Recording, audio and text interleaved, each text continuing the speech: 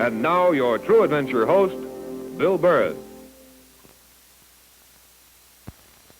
Hi there, this is Bill Burrud saying, welcome to Adventure. True adventure filmed as it happens throughout our fascinating world. You might describe what's in store for you as out of this world, because we're going to explore the facts behind one of the most terrifying myths that ever emerged from the twilight realm of the supernatural. This is the story of the vampire. It's a relic of medieval times when a host of demons and goblins and witches and their familiar spirits haunted the imaginations of peasants and learned men alike. This was an age of faith and of fear. And in spite of the passage of intervening centuries, the myth of the vampire still has the power to terrify credulous human beings. The vampire. Fact or fiction? As it turns out, a little of both, as we'll see. In addition to taking a look at the vampire of legend, we're going on an expedition to Sinaloa, Mexico to see the genuine article, the flesh and blood vampire bat. I'm sure that you'll agree that both the fact and the fantasy provide the ingredients of an unusually chilling true adventure.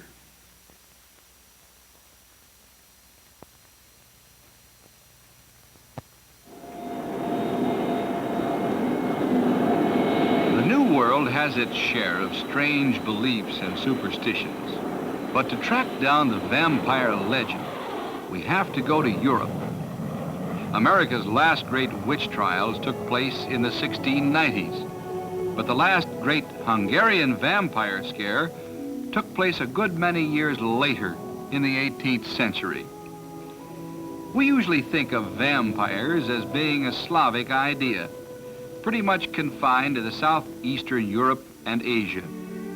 Actually, it's liable to crop up anywhere in the world, certainly anywhere in Europe, especially where there's an old peasant population. That's where tradition dies hardest, and a firm belief in witchcraft, returning ghosts, and countless other relics from the distant past lingers on.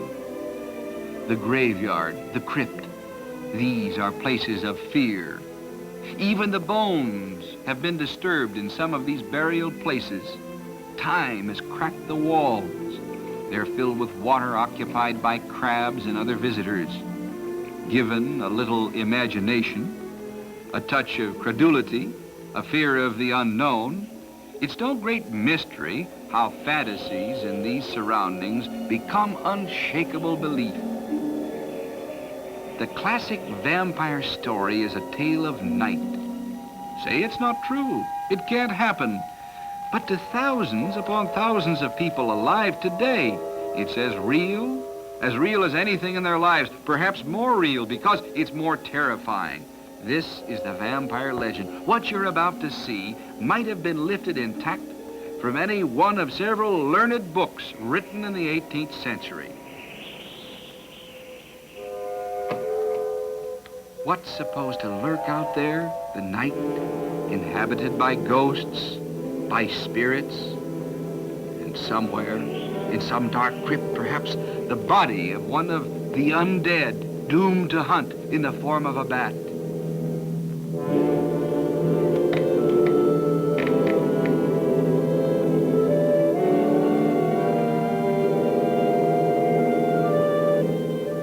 This night has nothing to do with the rotating earth, the setting sun.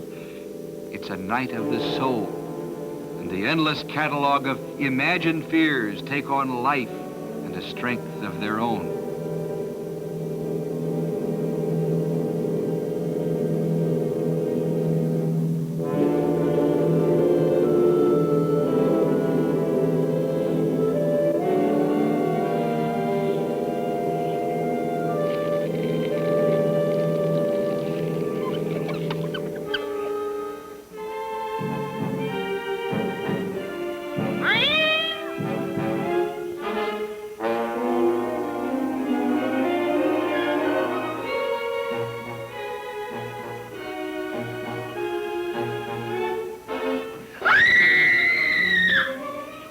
vampire lives on the blood of its victim, and the victim in turn becomes a vampire.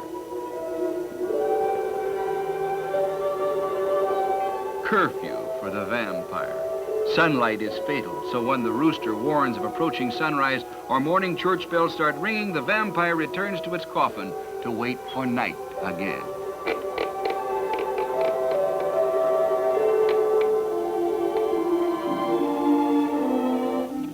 Now, the details of the vampire legend differ from place to place, and no wonder, because you'll find it as far from Slavic Europe as China, Malaya, and Trinidad. The vampire wasn't always a bat, and still isn't. It may be a cat or even a bird. One thing everybody agrees on, a vampire is hard to kill. A pointed stick driven through the heart is recommended, and there are other methods just about as drastic. Incidentally, if a corpse awaiting burial has its mouth open, it will probably become a vampire, unless the mouth is filled with clay. One belief says that scattered grains or even a broom will stop a vampire who can't resist counting the grains or broom straws. But where did the bat part of the story really come from? When men first left the old world and came to the new, you might have thought that they'd leave some of their old wife tales behind. Once they landed, they found plenty on which to base a whole new series of legends, plus material to give some old ones a new lease on life.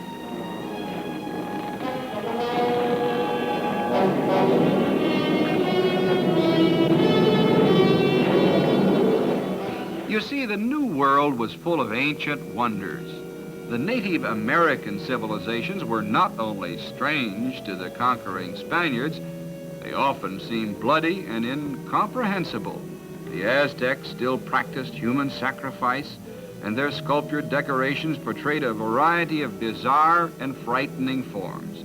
And it was here that Europeans first heard of America's blood-drinking vampire bat. By the time that story had gone to Europe and returned, it had taken on its familiar shape, immortalized, if that's the word to use, by Bela Lugosi. Lugosi starred as the notorious Count Dracula in a series of popular Universal movies based on old Slavic legends as modified by the introduction of the bat idea from the New World. The Dracula stories have provided chills for 2 generations of moviegoers and late show fans. Now, I have to admit that until recently, I had no idea of America's contribution to the version of the vampire legend. Of course, I'd heard that in some parts of the Far East, the bat is a sign of good fortune.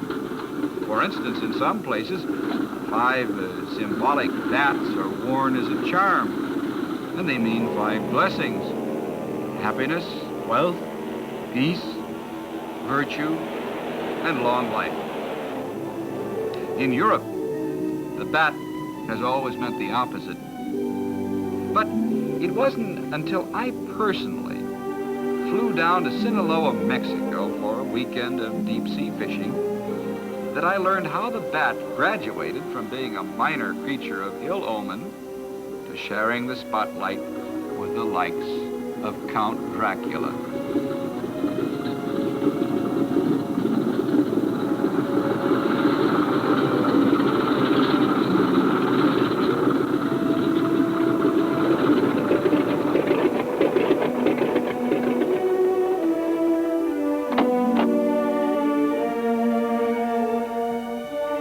Now, in my business, you're always on the alert for anything that smacks of the unusual, any odd fact that might suggest a story with a ring of adventure to it. But nothing could have been further from my mind when I arrived in Sinaloa, Mexico, than the natural history of the supernatural vampire. For one thing, the Sinaloa coast is semi-tropical, even tropical. The warmth and sunlight has a way of sort of melting any lingering thoughts of ghosts or vampires that you might have brought with you.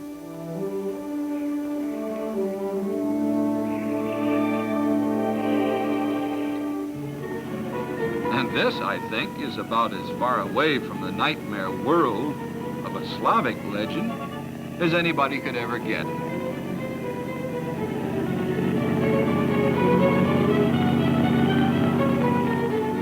Nothing even remotely bat-like about this takeoff.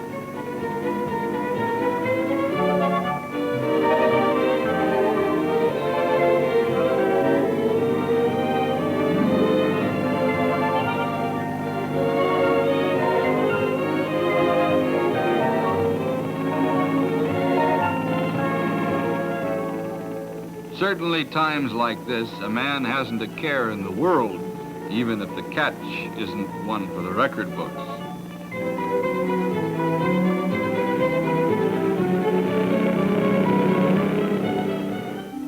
One member of our party brought in a respectable marlin that afternoon. But the real catch came later quite by accident. It was one of those chance conversations that crop up when everybody's told his favorite story about the one that got away. And we got around to other topics beside fish.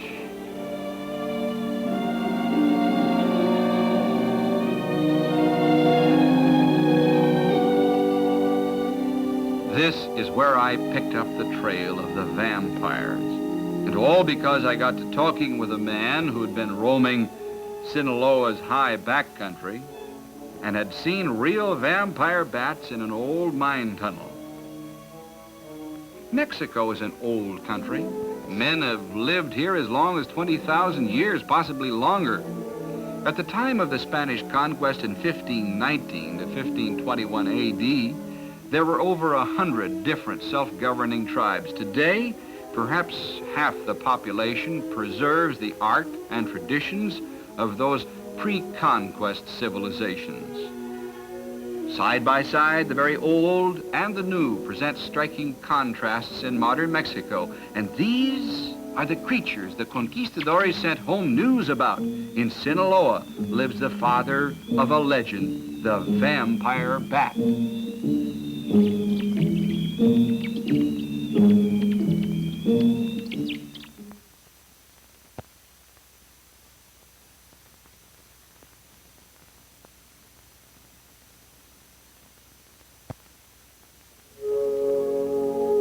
The search for a legend led into the interior of the state of Sinaloa, Mexico. I had begun making inquiries about the vampire bat and learned that it had been an object of fear for a long time, not because of anything supernatural, but because it's a carrier of rabies. The vampire bat, like the vampire of legend, does, in fact, drink the blood of living victims, which are often cattle, but not always. I discovered that vampire bats do attack sleeping men and women. Not long ago, in one South American district, 22 miners died of rabies because they neglected to use mosquito nets. That's all it takes to protect you from the genuine vampire. Sinaloa's high backcountry is arid desert. Because of a television commitment, I wasn't able to follow through in the search for the vampire bats myself, but I had our True Adventure camera crew go out to look for the mine tunnel we'd heard about. Eventually, they met a surveying team working on a new road, stopped to ask directions. No one carries a gun as a status symbol. This is rough country. Our crew learned that the mine that they were looking for was the remains of an ancient Spanish diggings. Yes, it was occupied by bats. Yes, they knew just how to get there, and they were happy to give directions.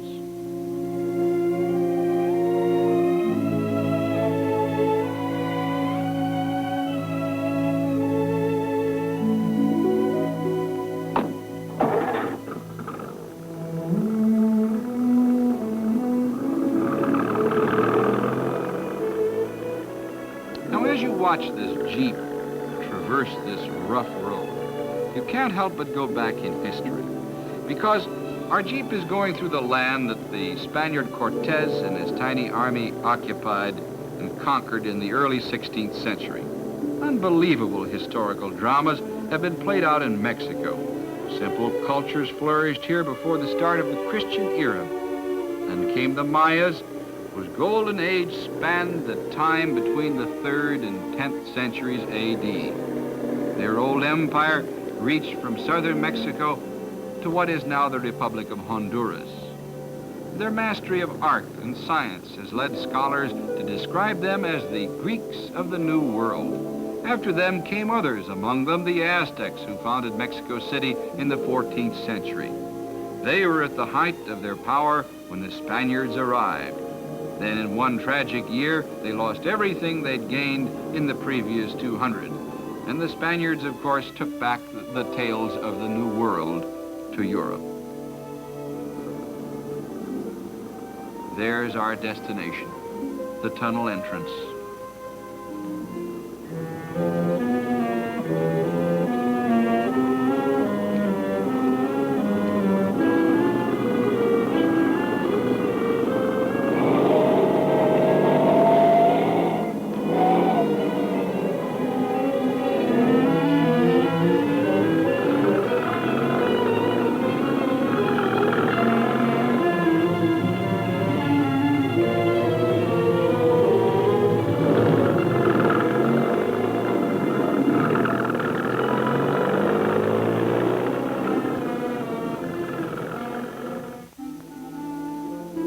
From the look of the country, you'd think you'd be more likely to find Arabian jinns here than traditional vampires. Bats, though, are found everywhere, from the Arctic Circle almost to Antarctica. And they come in all sizes. There's an African bat with a body no bigger than the smallest hummingbirds. An East Indian bat, called the flying fox, has a body the size of a crow's and a wingspan of over 5 feet. Most of them feed on insects. A few eat fruit, and 2 species actually catch fish. Ah, but the vampires live exclusively on one thing, blood. So that's what we're going to bring them, a bowl of animal blood.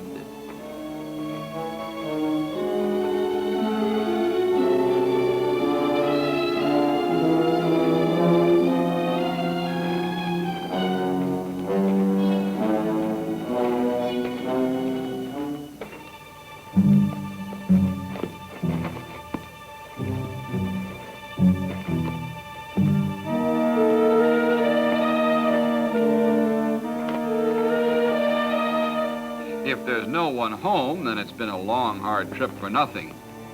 With the use of that bowl of animal blood, we'll know whether or not we've found the true vampire bat.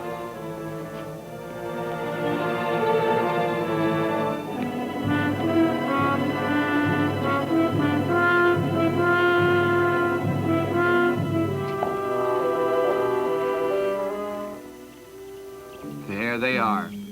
These are the vampires the conquistadores heard about, perhaps even saw.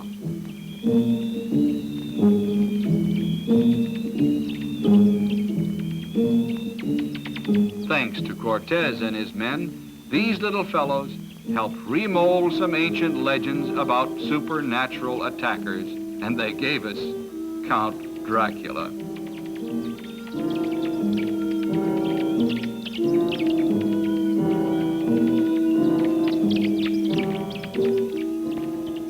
Time immemorial, they've been thought of as creatures that fly like birds, bite like beasts, hide by day, and see in the dark.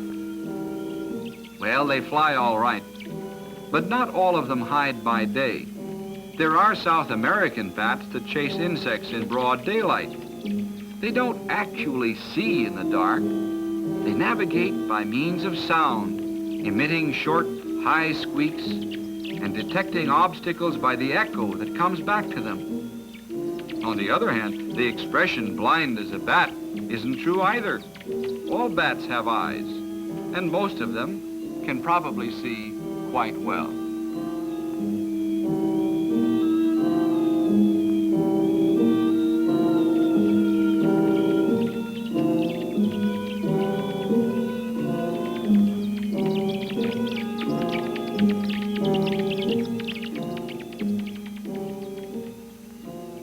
get the impression they're not really glad to see us, and I have a feeling the feeling is mutual. Now, let's see how they respond to a free meal of animal blood.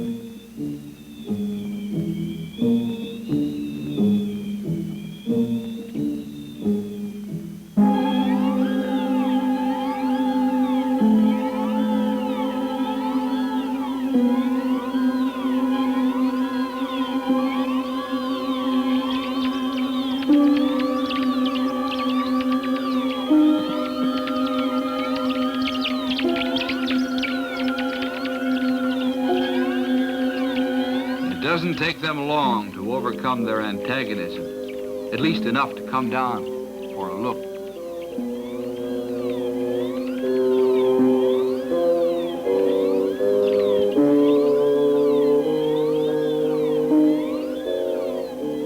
A few more are getting the idea now.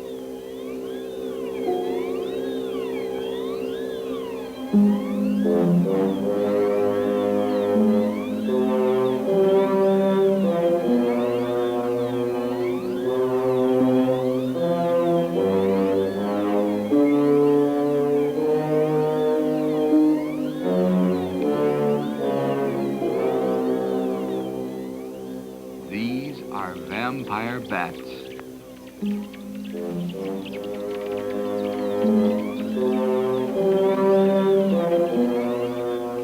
Many people still think of bats as belonging to some weird branch of the bird family. Early zoologists weren't sure how to classify them either. Gave them the Latin name aves non aves, which means birds that aren't birds. Actually, they're a primitive, highly specialized type of mammal, the only mammal that can fly. The blood-drinking bats have the further distinction of being the only mammals that are also parasites. When they attack a living victim, their teeth makes a tiny incision that's almost painless. Men have been bitten in their sleep, not once, but several times, without even waking up. The danger, of course, isn't from the loss of blood, which is small, but from the chance of infection.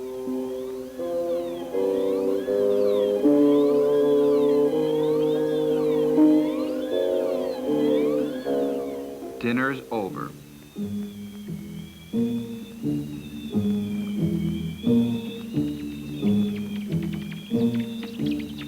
He'll never know it, but in the 16th century, this fellow's ancestors made one of the earliest American contributions to European culture. At one time or another, folklore has told us that iron, garlic, bells, and light are all effective protection against vampires. I guess it's a mark of progress that we can now assure anyone who might be worried that all you really need is a mosquito net.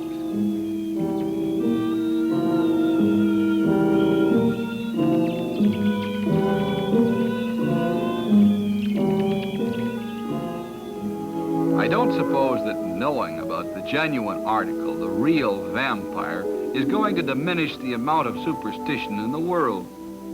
Bringing the hobgoblins out into the broad light of day sometimes gets rid of them, yes, only to have some new piece of nonsense jump in to take their place. I sometimes think that some of us have a deep-seated need to be scared stiff. It's hard to see details after sundown. That's when the vampire bats of Mexico make their appearance. But the bats belong not in the realm of myth, but to the world of true adventure.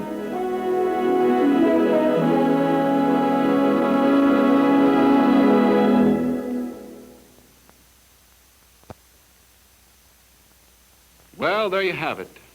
The vampire story, fiction and fact. It's really extraordinary how persistent the vampire legend has been. But then I suppose there are other beliefs just as wild and just as widespread that have even less to justify them. Crystal gazing, reading tea leaves, for example, or the belief in witches. But seeing the real vampire bats at Sinaloa, Mexico, though, my only wonder is that they haven't given rise to an entire mythology all their own. As an old Scottish prayer has it, from ghoulies and ghosties and long-legged beasties and things that go bump in the night. Good Lord, deliver us. Well, I want to thank you for sharing this true adventure with us. Until we meet once again, this is Bill Burrud saying, may all your adventures be happy ones.